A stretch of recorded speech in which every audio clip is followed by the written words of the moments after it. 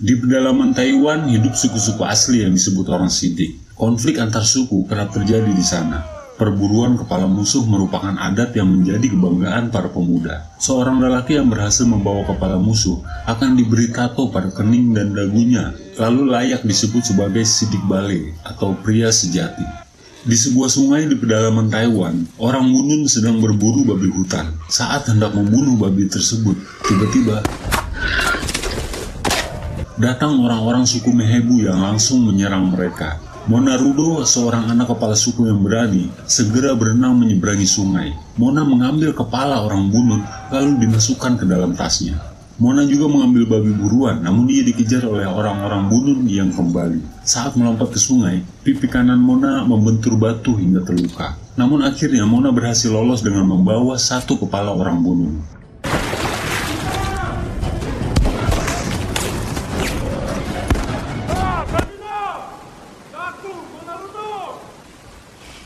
Setelah kejadian itu, suku Mehebu kembali ke desa mereka, melintasi sungai yang jernih, berjalan di antara tebing curam, lalu melewati kebun bunga sakura merah yang indah, hingga sampai di desa mereka, yaitu desa suku Mehebu.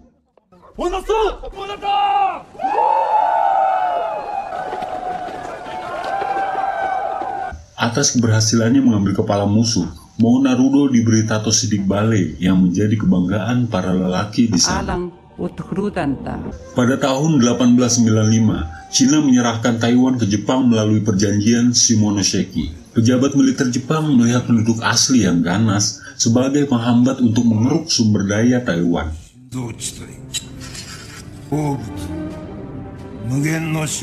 Sementara Mona dan ayahnya sedang berburu, ia bercerita bahwa semalam Mona bermimpi mendapat rusa. Tiba-tiba mereka melihat burung sisin yang dianggap sebagai pembawa kabar baik. Lantas Mona diizinkan ayahnya berburu rusa untuk perayaan pernikahannya. Di sisi lain, tentara Jepang memulai penjajahan mereka. Orang sipil di sana menghadang, namun dikalahkan dengan mudah.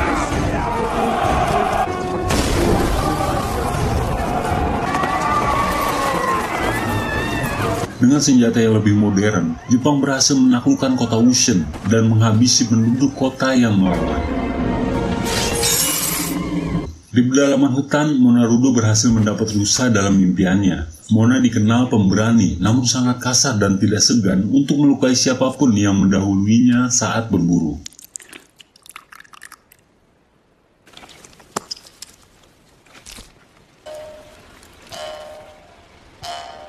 Malam harinya, pesta pernikahan Mona digelar. Para penduduk Mehebu bersukacita sambil meminum arak mereka.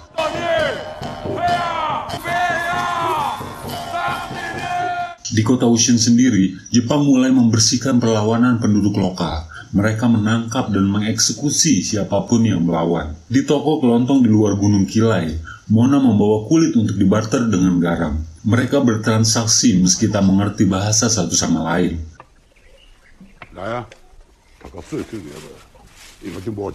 Tidak lama datang kelompok orang Tanbara yang juga ingin bertransaksi. Suku Tanbara merupakan musuh dari suku Mehebu. Pedagang memperingatkan Mona agar tak membuat keributan. Mereka saling waspada dari serangan mendadak. Lalu Mona mulai mencari gara-gara dengan menghina barang bawaan suku Tanbara. Seorang remaja bernama Tamuwalis mengancam Mona Rudo untuk membunuhnya saat dia dewasa. Kesal dengan ancaman tersebut, Mona mengancam balik Tamuwalis lalu pergi. Dalam perjalanan pulang, suku Tanbara menyadari ada yang sedang mengintai mereka. Mona membidik Tamuwalis, namun orang dari sukunya sendiri menghalangi Mona hingga ia tertembak. Mona memperingatkan orang yang tertembak untuk tidak mendahuluinya saat berburu. Di sisi lain, Jepang menyewa penduduk suku pedalaman untuk mengantar mereka ke pegunungan Kilai. Para tentara itu berangkat pada siang hari. Malam harinya mereka beristirahat di kebun bunga sakura.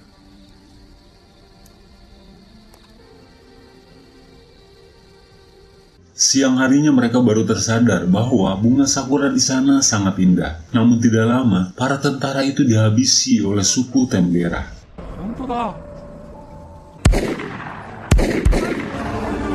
Atas kejadian tersebut, Jepang memblokade Wushe. Tentara Jepang mengusir pedagang dan melarang mereka untuk bertransaksi dengan orang pedalaman. Lalu Jepang mengirim pasukan besar ke pedalaman Gunung Kelai. Mereka melewati jalan di antara dua tebing curam. Tanpa mereka sadari, orang suku pedalaman sedang mengintai mereka dari atas tebing.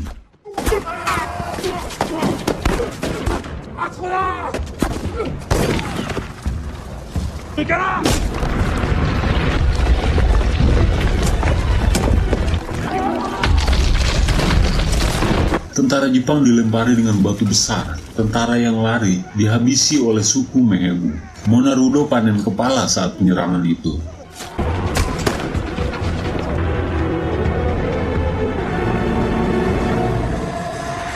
Belum kehabisan akal, tentara Jepang menyewa orang Bunun untuk menghabisi suku Mehebu. Lalu di atas gunung, Monarudo dan pasukannya bertemu orang Bunun.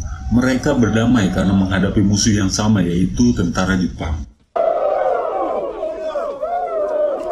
Yaku Monarudo, usulan tanah tuluh. Yaku Monarudo. Mereka meminum arak sampai mabuk. Tanpa Mona sadari, pemimpin suku Bunun adalah orang yang dulu mereka serang saat berburu. Malam harinya, dua pasukan suku tersebut mabuk berat hingga tertidur. Namun orang-orang Bunun bangun lebih dulu dan menyiapkan senjata mereka. Malam itu, orang Bunun panen kepala suku Mehebu yang sedang tertidur.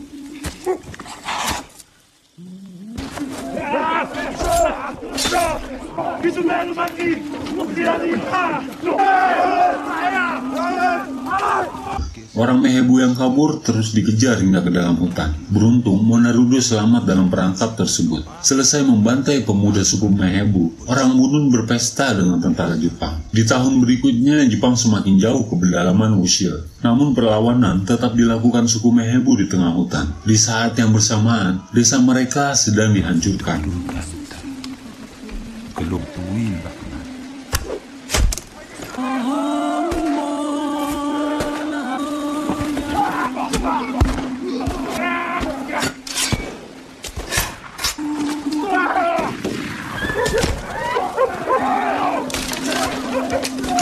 Nena, seno ini angan tunduk setiap bab. Pada kayamu.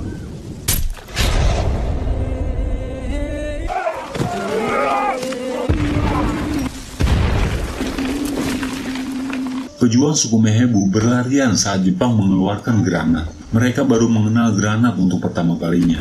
Rudo, ayah Mona, tertembak pada pertempuran tersebut. Mona menggendong ayahnya berkilo-kilometer untuk kembali ke desa. Dekat.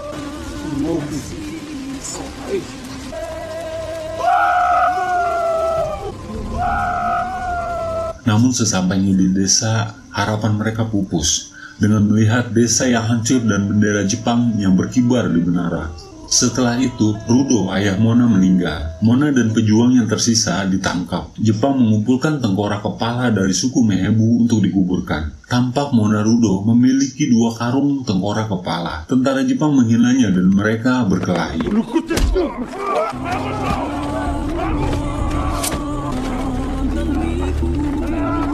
Setelah itu, Mona ditangkap dan dikirim ke Jepang. 20 tahun berlalu, para pemuda suku pedalaman Wushil kini bekerja sebagai pembalak di hutan mereka sendiri. Mereka jalan berkilo-kilometer untuk mengantar kayu ke kota Wuxi. Kota Wuxi kini telah dikuasai sepenuhnya oleh Jepang. Para pemuda suku pedalaman diberi upah yang sedikit dari kayu mereka. Seorang pedagang Tionghoa yang dikenal baik memberikan anggur millet gratis untuk para pemuda yang sedang istirahat. Para pemuda suku pedalaman itu semakin muak dengan perlakuan Jepang. Mereka dibayar sangat murah untuk kayu mereka. Sementara lahan perburuan mereka hilang karena hutan yang menggundul. Bahkan Jepang menebang pohon-pohon yang dianggap keramat oleh suku pedalaman. Tidak lama polisi Jepang muncul. Ini adalah Jiro. Jiro adalah salah satu penduduk asli yang diberi pendidikan oleh Jepang. Jiro hidup dengan budaya Jepang di kota Wuxi. Tidak lama para pemuda suku Mehebu meledek Jiro yang membuatnya tertegun. Bukan palo, ia pakukulik. Usa. Tolong pukul, kelaki dia. Sementara para perempuan suku pedalaman bekerja sebagai pembantu di rumah-rumah orang Jepang. Mereka kerap dihina dan direndahkan. Meskipun telah menjadi polisi, Jiro tetap dipanggil orang biadab yang digunakan untuk sebutan bagi penduduk lokal. Di sebuah sekolah, Dakis penduduk lokal yang menjadi polisi sedang mengajar bahasa bagi anak-anak suku pedalaman. Tidak lama, Dakis pulang untuk melihat istrinya yang tengah bersalin.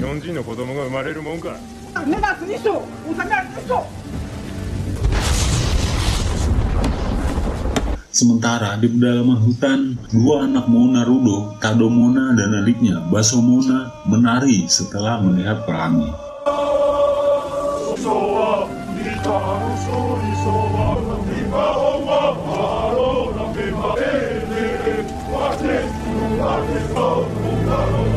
Di desa Mehebu, Mona Rudo yang kini telah beruban menikmati tembakau sambil memikirkan masa depan hutan mereka. Mona kini menjadi kepala suku. Keberaniannya saat muda dulu masih menjadi buah bibir hingga sekarang.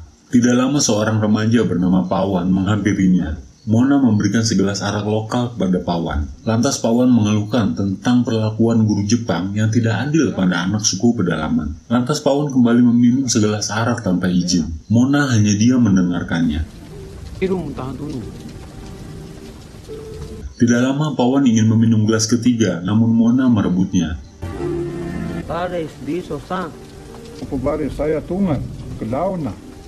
Setelah melihat pelangi, Mona menghabiskan arak dan memutuskan untuk berburu, sementara Pawan mabuk berat hingga terjatuh.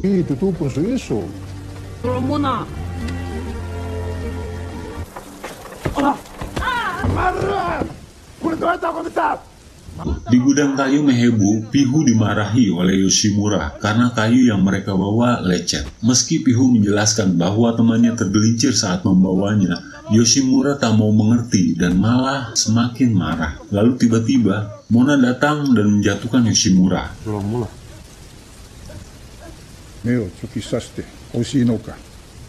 Pertengkaran itu baru berhenti setelah Mona menyuruh pemuda Mehebu untuk pulang. Namun Yoshimura takkan membayar kayu mereka.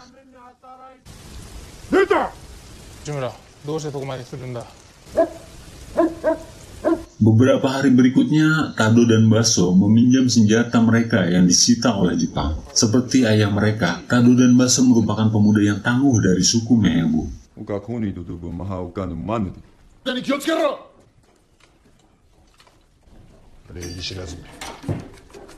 Selanjutnya mereka berburu rusa untuk persiapan pesta pernikahan.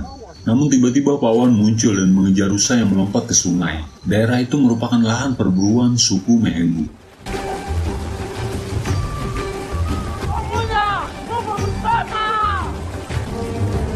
Lalu Mona mendengar suara tembakan. Ternyata tembakan itu berasal dari senapan Temu Walis, pemuda suku Tambarah yang dulu telah mengancam Mona. Polisi Jepang bernama Kojima menjelaskan bahwa ia yang meminta Temu Walis untuk mengantarnya berburu di daerah tersebut.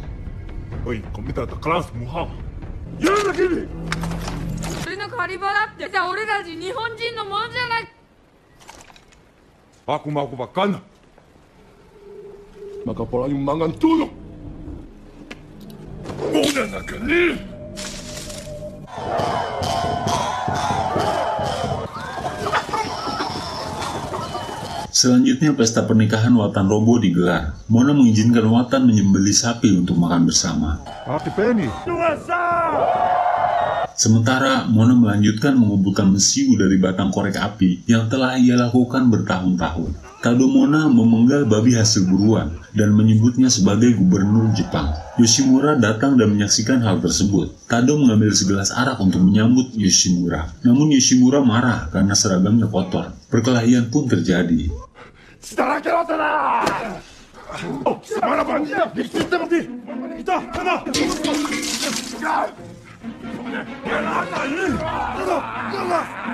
Yoshimura dipukuli pemuda Mehebu yang sangat geram padanya. Tidak lama Mona keluar dan menendang kedua anaknya yang ingin membunuh Yoshimura.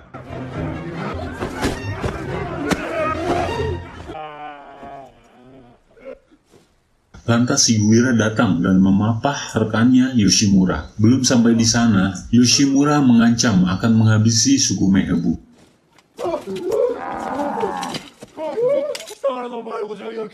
Lalu Mona memarahi para pemuda karena kejadian tersebut. Esok harinya Mona, Tado, dan Baso datang ke kantor Yoshimura dengan membawa 1 kendi arak sebagai permintaan maaf.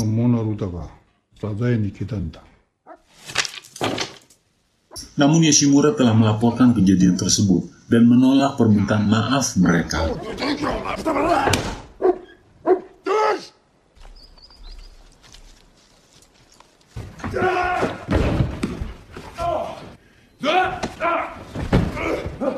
Di sisi lain, Jiro dan Dakis berbincang sehabis latihan. Mereka mengagumi Monarudo. Mereka pun sadar betul sebagai orang asli Wushin, mereka akan tetap dianggap orang biadab oleh Jepang, meski telah hidup dengan budaya Jepang.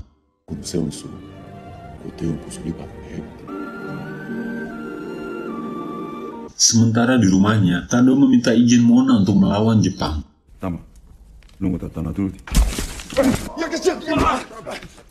Namun mereka berdua malah dipukuli oleh Mona. Selanjutnya Tado Mona melintasi jembatan dan berpapasan dengan gubernur Jepang. Tado sudah tidak bisa menyembunyikan kebenciannya pada penjajah Jepang.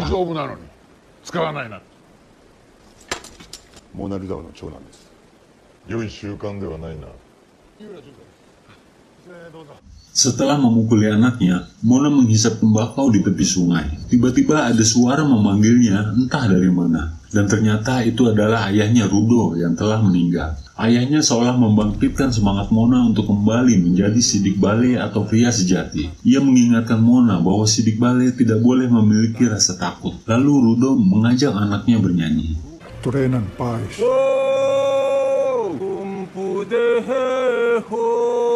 Sendabe no mimi, yakubalo he, shinga muyas paru shide, tsubeyo.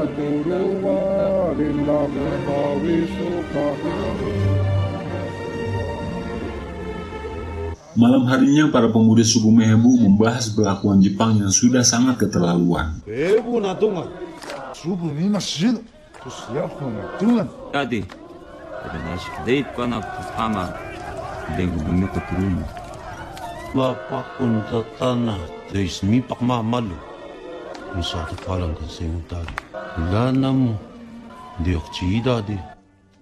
Esok harinya, para pemuda membujuk kepala suku mereka Monarudo untuk melakukan perlawanan. Mona yang telah melihat sendiri kekuatan Jepang dan senjata canggihnya, mengingatkan para pemuda bahwa suku mereka dapat dihabisi tanpa tersisa oleh Jepang. Namun itu tak membuat semangat para pemuda Mehebu luntur. Mereka lebih baik mati terhormat daripada hidup terhina. Akhirnya Mona mengeluarkan tabungan mesiu yang ia kumpulkan bertahun-tahun. Mona menugaskan Pingu dan beberapa pemuda untuk mengundang 12 suku lainnya dalam rencana penyerangan yang akan dilakukan pada tanggal 27 Oktober di Wushu.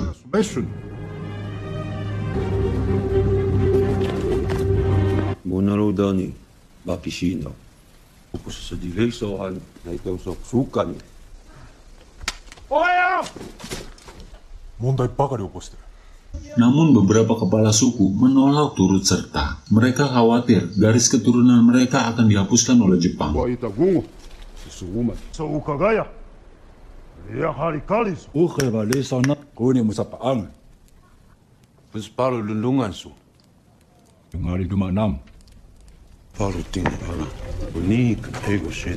Sebelum tanggal 27, para pemuda Mehebu mulai mengintai persiapan di Wushu. Mereka memetakan waktu yang tepat dan jalur pelarian yang kemungkinan digunakan oleh Jepang. Dakis curiga dengan hal tersebut dan segera mendatangi Mona.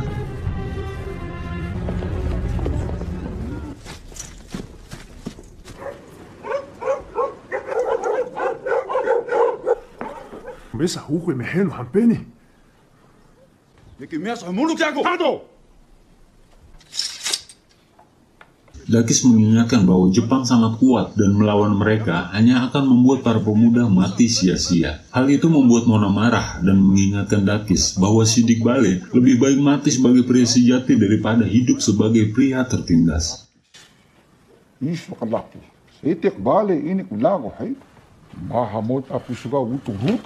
Namun akhirnya, Dakis menginfokan bahwa ada 130 pucuk senjata di perayaan tersebut. Ia dan Jiro akan bertugas dan mendukung mereka. Selanjutnya Pihu melapor dengan marah-marah bahwa sebagian kepala suku menolak undangan. Karena sikap tidak sopannya tersebut, Mona meremas biji Pihu hingga ia lemas.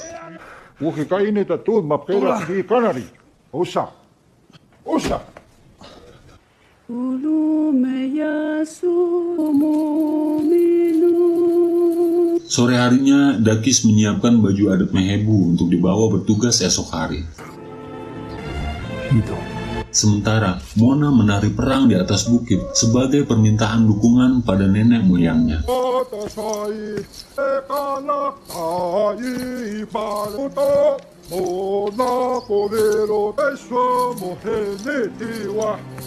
Malam harinya pada tanggal 26 Oktober, Tado, Baso, dan pemuda Mehebu membersihkan kantor polisi Jepang di tiap suku.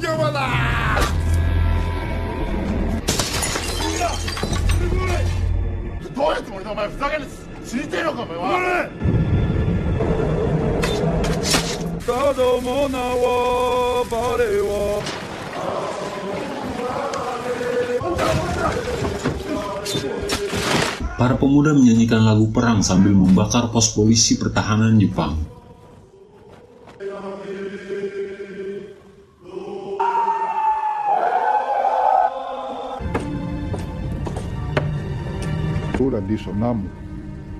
Mona membagi dua tim pasukan suku untuk memutus komunikasi Jepang.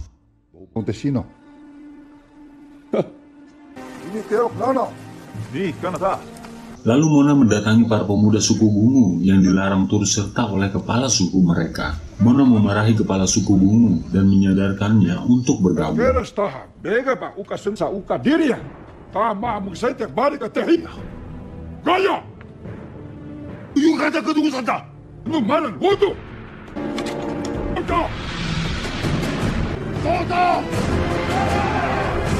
Saat pagi tiba, kota Wuxi dipenuhi kabut yang lebih tebal dari biasanya. Para pemuda sidik bale yang menggunakan seragam putih berkamuflase dengan kabut tersebut.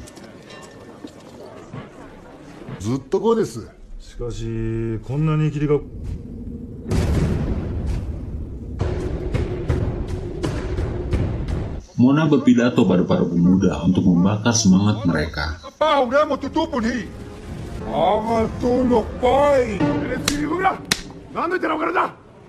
Sementara Pawan ditampar oleh guru Jepang untuk berpindah barisan. Dakis dan Jiro sedang mempersiapkan pakaian adat mereka. Seluruh penduduk Wuxi berkumpul dalam acara pekan olahraga tersebut.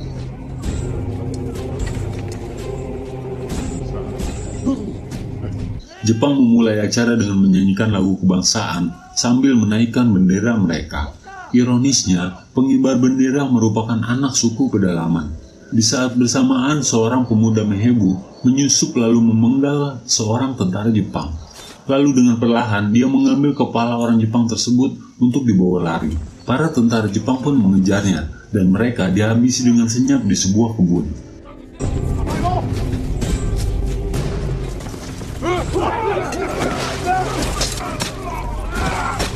Baso Mona menembakkan senapan sebagai komando untuk memulai pengepungan. Tanpa ampun, para orang sidik membantai semua orang Jepang termasuk wanita dan anak-anak.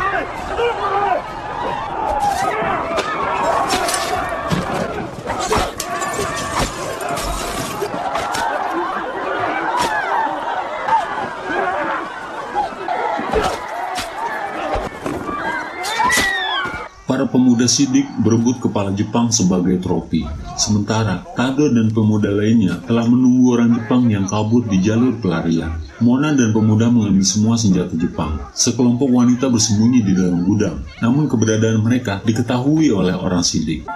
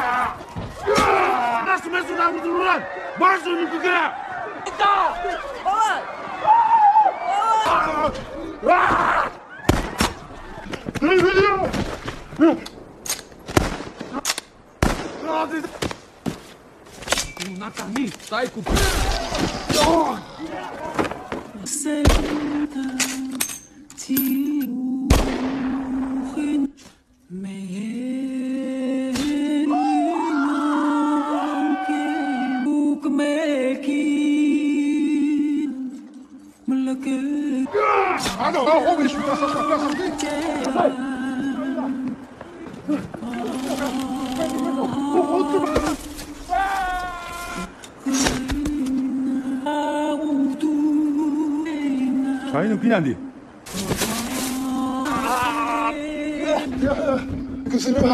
Yang Nasno.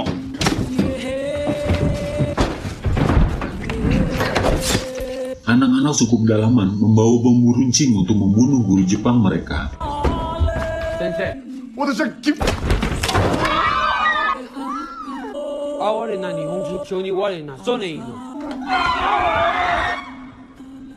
Sementara Kojima yang berada di suku Tembera belum menyadari adanya penyerangan di Wuxia.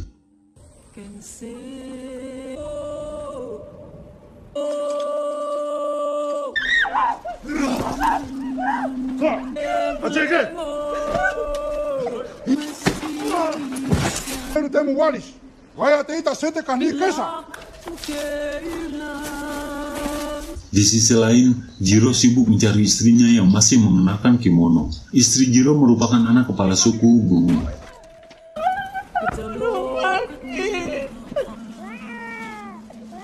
Setelah kejadian tersebut, mayat-mayat orang Jepang bergeletakan tanpa kepala di kota Wuxia. Monarudo duduk di bawah tiang bendera dan menatap ke langit, seolah berterima kasih pada nenek moyangnya. Setelah pembantaian di Wuxia, dilaporkan 130 lebih orang dibunuh. Dakis dan Jiro menulis pesan untuk Jepang bahwa mereka dipaksa untuk meninggalkan Wuxia oleh orang Sidi.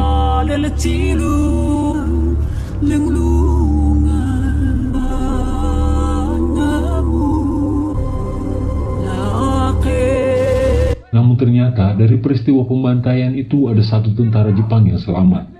Ia segera berlari ke pos polisi terdekat untuk melaporkan kejadian tersebut.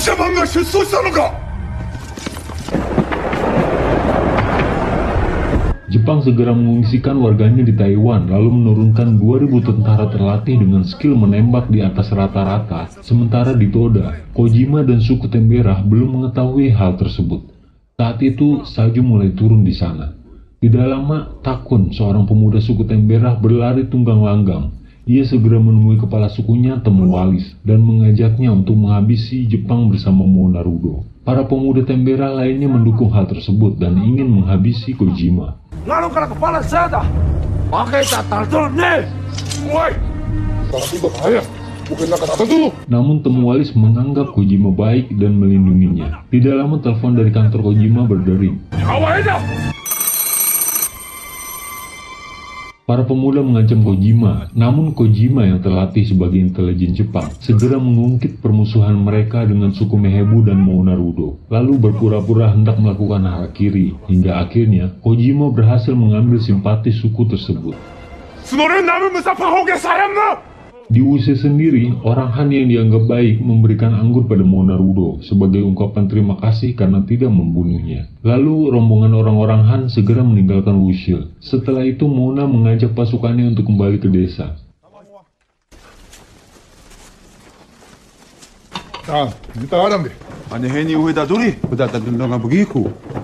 Tidak lama, dua pesawat pengintai Jepang melintas. Para pemuda segera menembaki pesawat tersebut. Hal itu membuat Mona marah, karena menembaki pesawat Jepang hanya akan menghabiskan peluru mereka, dan tindakan itu menunjukkan ketakutan di dalam hati mereka. Sementara mereka harus menyiapkan cara mereka untuk mati, agar bisa menyeberangi jembatan pelangi bersama-sama.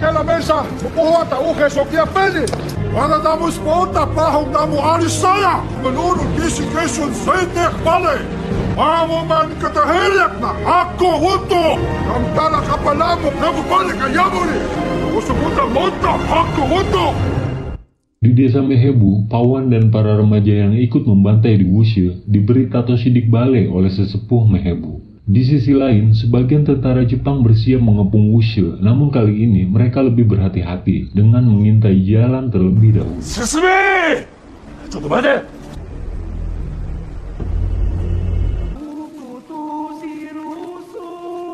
Malam harinya, di tengah hutan diiringi senandung pilu wanita sidik, Mahiko mengingatkan Dakis suaminya bahwa hari itu adalah hari ulang tahun pernikahan mereka. Tanpa bekal makan dan minum di jantung hutan yang dingin, mereka pasrah apapun yang akan terjadi selanjutnya. Esok harinya rombongan tentara Jepang datang ke desa Toda, suku Tenbera, menemui Kojima. Temu Walis sang kepala suku diabaikan oleh Jepang seolah tidak penting. Di sisi lain, rombongan Jepang lainnya bersiap mengepung Wushe melewati hutan. Namun, yang tersisa di Wushe hanya mayat yang bergeletakan tanpa satupun orang Sidik. Sementara, orang-orang Sidik sendiri telah bersiap di atas gunung. Monarudo membagi pasukan Sidik menjadi beberapa kelompok kecil. Pasukan Jepang sendiri menyisir hutan dan sungai untuk memburu mereka.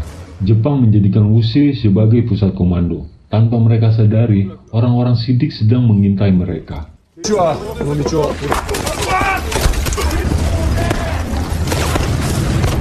Serangan dilakukan orang Sidik secara serentak di 3 lokasi. Di pusat komando Wushe, di tepi sungai, dan di dalam hutan. Orang-orang Sidik memakai taktik tembak dan berlari. Taktik itu memecah konsentrasi Jepang untuk menyiapkan strategi.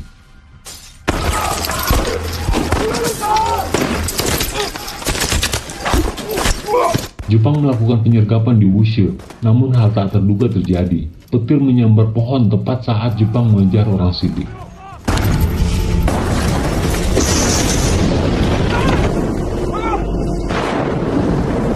Sementara, wanita dan anak-anak suku Boarung dan suku Mehebu dievakuasi ke dalam hutan. Baso dan pemuda Mehebu mengawal mereka. Mahung, anak perempuan Monarudo, diminta berangkat lebih dulu bersama ibunya. Di dalam hutan, Jiro dipisahkan dengan istrinya yang sedang hamil. Mereka beranggapan wanita hamil akan dilindungi oleh Jepang. Sementara, Jepang terus-menerus menurunkan pasukannya tanpa henti. Di dekat air terjun, Monarudo memberikan makan anjingnya untuk terakhir kali. Mona mengancam anjing itu agar tak mengikutinya lagi.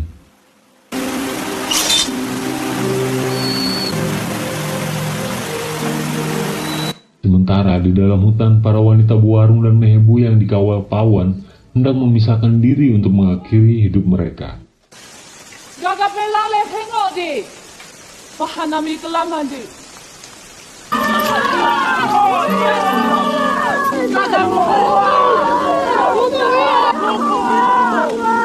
Mereka menganggap hidup mereka hanya akan menambah beban bagi para pejuang.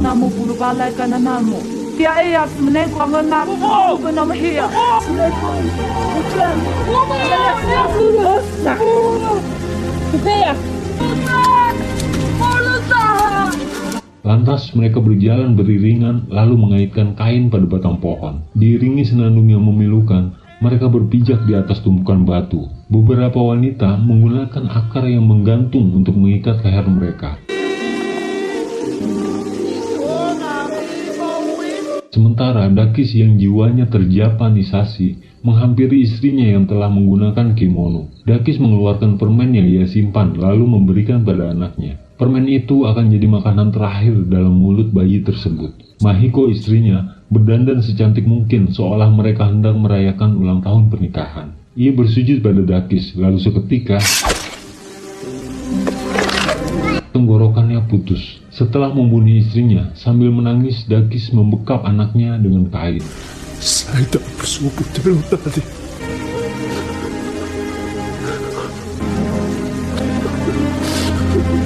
Lantas Dakis mengakhiri diri dengan harakiri. Sementara Jiro memilih menjadi sidik bale, mengakhiri hidup dengan gantung diri. Dan semua orang di tempat itu pun mati.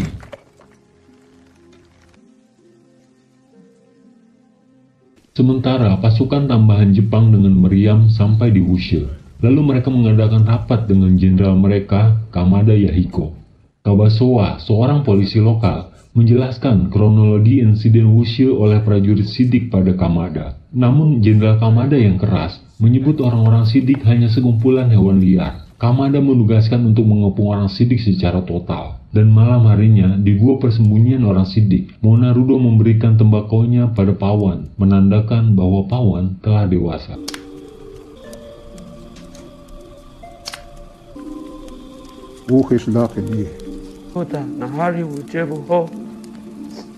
Esok harinya di pos penjagaan Jepang, Tadomona mengambil senapan mesin Jepang lalu menghabisi pos di sekitarnya.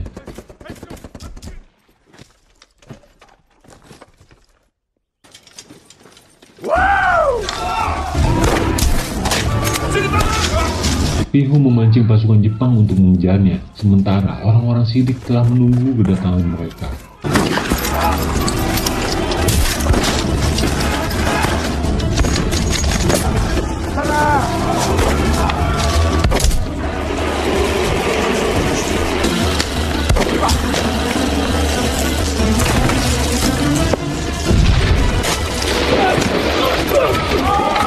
Di jalan pinggir tebing, pasukan Jepang dihabisi dengan panah dan tombak. Di jalan setapak itu, mereka kesulitan untuk menggunakan senjata laras panjang.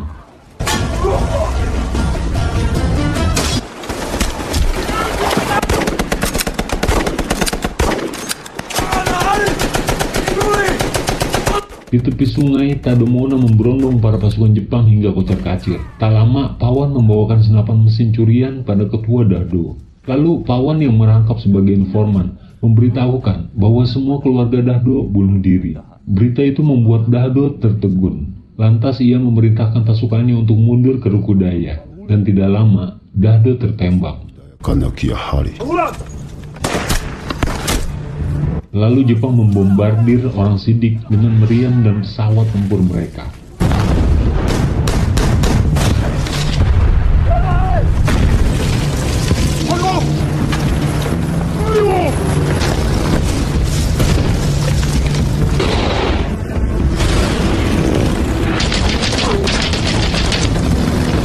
Pemuda Siddiq memutus jembatan untuk memblokade prajurit Jepang.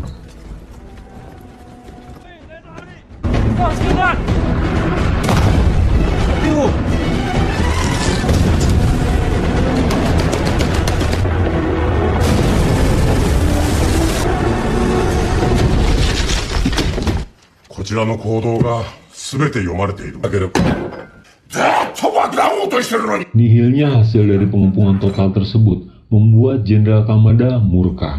2.000-an tentara Jepang dengan persenjataan canggih tidak mampu menumpas 300 orang Siddiq Bale dengan senjata ala kadarnya.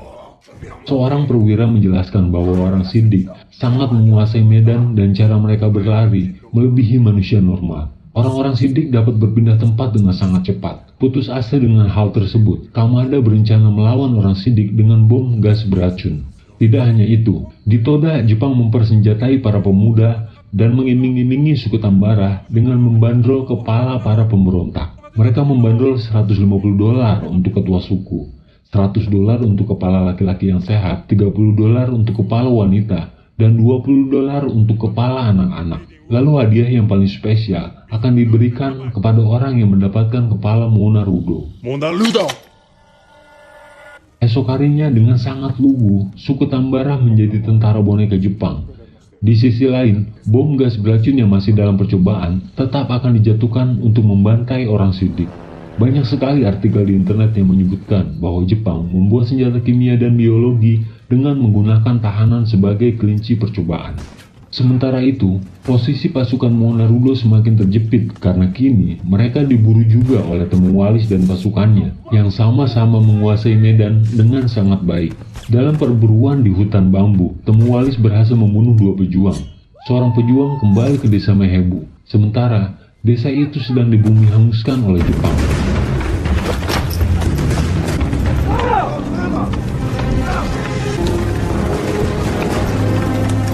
Dalam keadaan terjepit, pemuda itu bunuh diri dengan pedangnya. Lalu kepalanya diambil untuk ditukar dengan uang.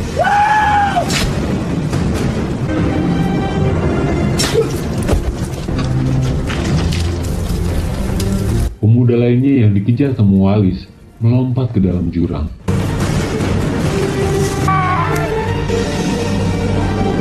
Di dalam hutan, Jepang menjatuhkan bom gas beracun untuk membasmi orang Siddiq. Lelaki, wanita, dan anak-anak seketika menderita dengan racun tersebut.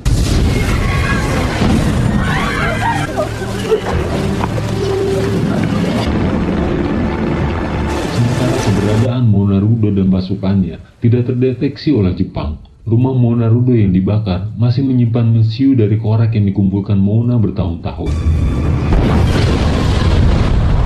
Pada malam harinya, Mahung, anak Mona Rudo, membuang bayinya ke jurang untuk mengakhiri penderitaan bayi tersebut karena keracunan. Setelah itu, ia menggantung dirinya sendiri. para pemuda Sidik yang keracunan mengakhiri derita mereka di tali gantungan.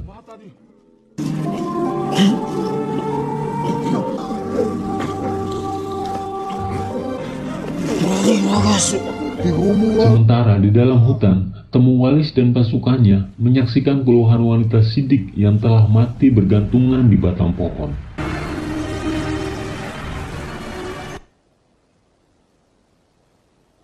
Esok harinya Pihu dan para pejuang membawa daging buruan untuk pasokan makanan. Di sisi lain, pasukan Jepang telah mendirikan tenda dan membuat dapur umum. Salah seorang tentara Jepang memisahkan diri untuk buang air di bawah pohon. Tidak lama, Pawan berlari melewati jembatan gantung yang dibangun kembali oleh Jepang. Perwira Jepang segera membentuk pasukan untuk mengejarnya. Sementara, tentara yang sedang buang air membidik Pawan yang berlari ke arahnya. Dan tiba-tiba, seketika Mona memenggal tentara tersebut. Dua tentara lainnya dihabisi baso dengan panah. Perwira Jepang mulai curiga dengan hutan yang sangat tenang. Mereka mulai memperhatikan pepohonan, dan seketika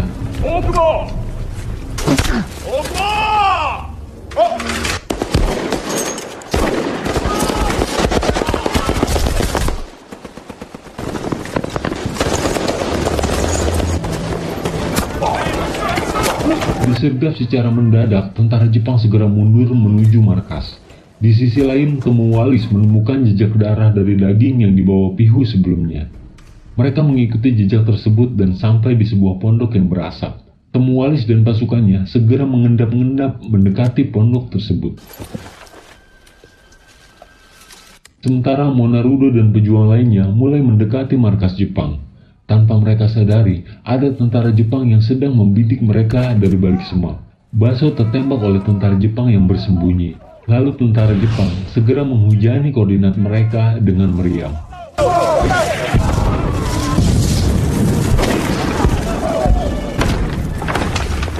Di sisi lain, Temuwalis masuk ke dalam perangkap Pihu.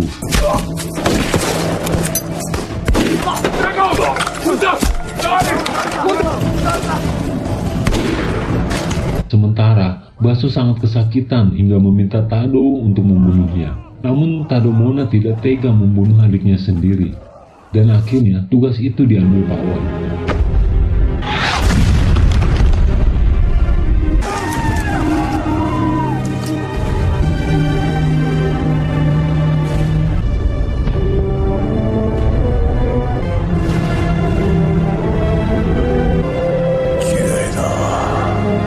Jepang berhenti menembakkan meriam. Mereka mengira orang-orang Sidik telah melarikan diri ke dalam hutan. Di luar dugaan mereka, Monarudo justru mengerahkan orang-orang Sidik untuk perang habis-habisan.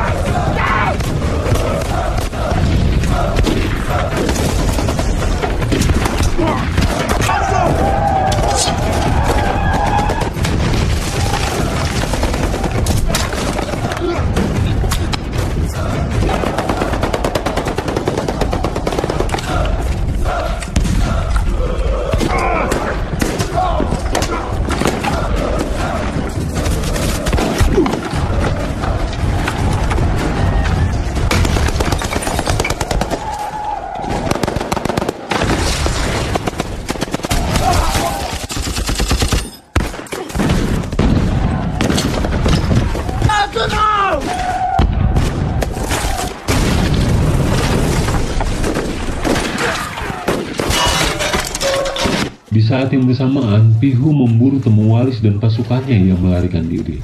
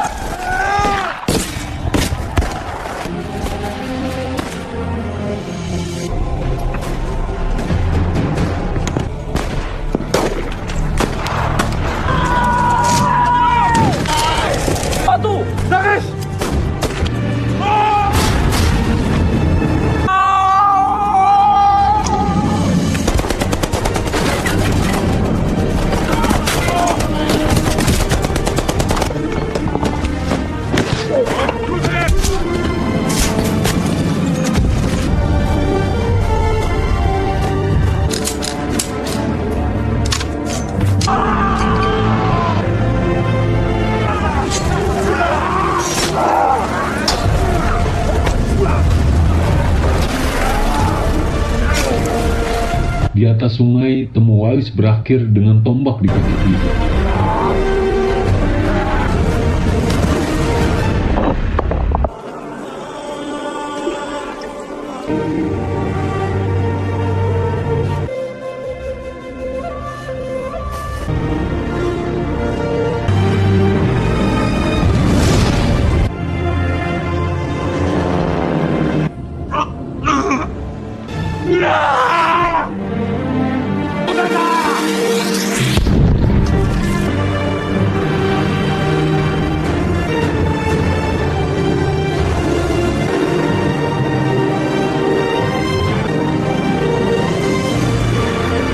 Sementara, markas Jepang berhasil dihancurkan. Tado dan Mona mengejar para tentara yang melarikan diri hingga ke jembatan.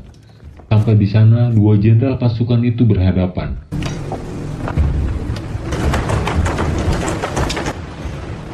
Monarudo dan Kamada Yahiko. Saat memulai penyerangan, tiba-tiba Jepang menghancurkan jembatan tersebut.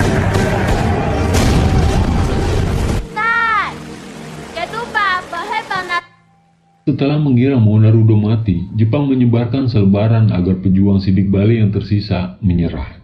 Setelah membaca selebaran tersebut, Monarudo menari perang yang mengindikasikan ia akan segera beristirahat. Jangan lotan mohosa, ukenan mo potehok, nukeran wa, iso manupa, iso rabuhalun wa. Lindungi hibo na. Tado. Aking Tado. Sebelum pergi, Mona menugaskan Tado untuk memimpin pertempuran hingga peluru mereka habis. Sama kumutara tenangan udurutan ta. Tama.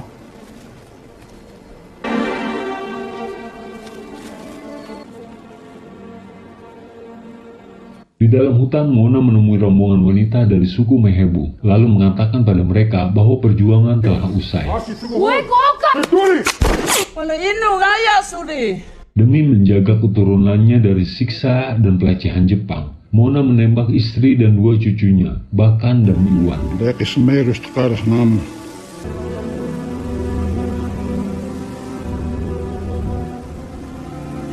Nama maketi malaki ni. Malam harinya, para perempuan menggantung diri mereka di pepohonan. Monarudo mengkremasi mayat istri dan dua cucunya, lalu bersembunyi. Sementara para wanita hamil berada di penampungan Jepang. Ternyata, Mahung masih hidup karena diselamatkan oleh orang yang melintas. Namun hidupnya kini menanggung beban yang amat berat, karena dari keturunan Monarudo hanya ia yang tersisa.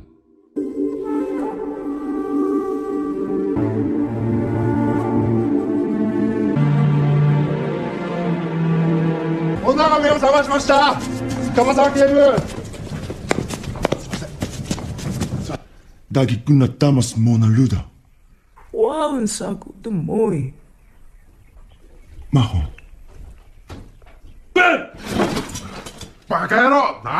Di markas Jepang, orang suku Tenbera dari Toda menukar kepala para pejuang Sidik dengan uang. Di antara kepala tersebut, terdapat kepala Pawan dan ketua Dado.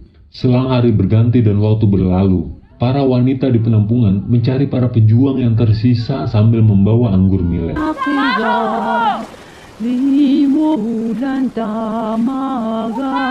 Mereka bernyanyi lagu adat dan memanggil-manggil Tado dan para pejuang Sidik yang lainnya. Mereka kembali ke desa Mehebu yang tampak telah hancur. Lelah mencari, namun tak ada tanda-tanda pejuang yang masih hidup. Mereka beristirahat di desa itu.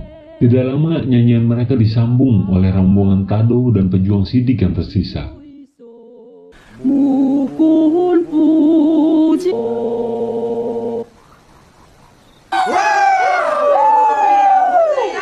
Mahung meminta kakaknya Tado untuk menyerah pada Jepang.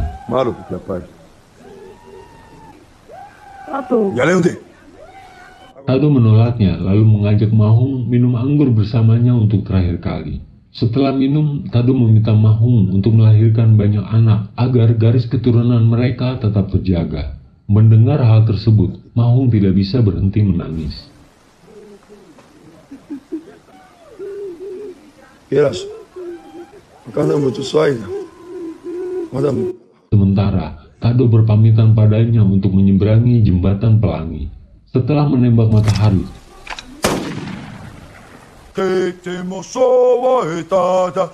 Tadomona mengakhiri semuanya dengan menari perang bersama pejuang yang tersisa.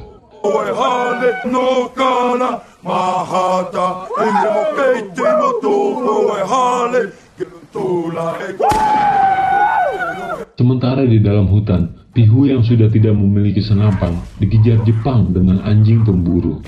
Setelah ditangkap, Pihu dipukuli sampai mati di rumah tahanan. Di sisi lain, Tadomona dan para pejuang yang selamat mengakhiri perjuangan mereka dengan menggantung diri mereka di tengah hutan. Jepang terus-menerus mencari mayat Monarudo namun tidak berhasil.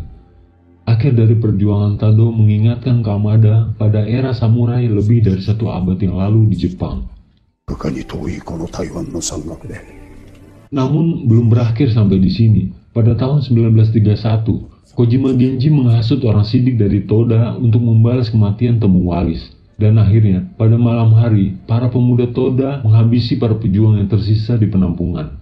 Para wanita Mehebu yang selamat termasuk Mahung diisolasi ke suatu tempat bernama Kawanakajima.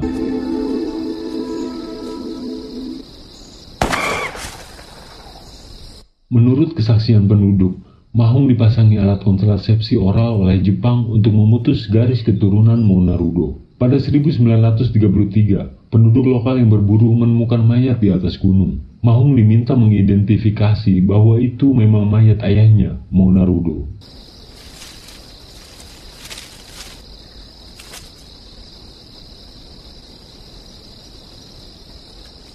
Lalu pada Juni 1934 dilaporkan bahwa Jepang memamerkan sisa-sisa Monarudo di sebuah proyek konstruksi di Pali. Pada akhir bulan itu, Jepang memindahkan jenazahnya ke Universitas Kekaisaran Taihoku. Kini tempat tersebut bernama Universitas Nasional Taiwan. Hingga 39 tahun selanjutnya, Jepang memamerkan mayat Monarudo di setiap acara-acara khusus. Pada 1943, Mahung mengadopsi anak dari teman masa kecilnya yang diberi nama Lubi Mahung. Mahung sangat yakin tubuh Monarudo akan kembali suatu hari nanti, dan dia memotong seikat rambut dan potongan kuku untuk dikuburkan bersama ayahnya kalau dia meninggal lebih dulu.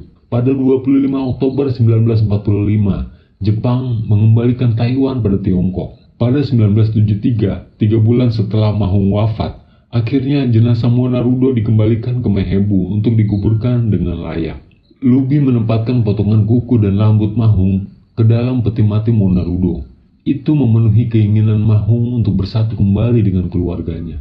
Pada 2018, Lubi mulai sering memimpikan Monarudo yang selalu mengatakan bahwa dirinya merasa basah dan kedinginan.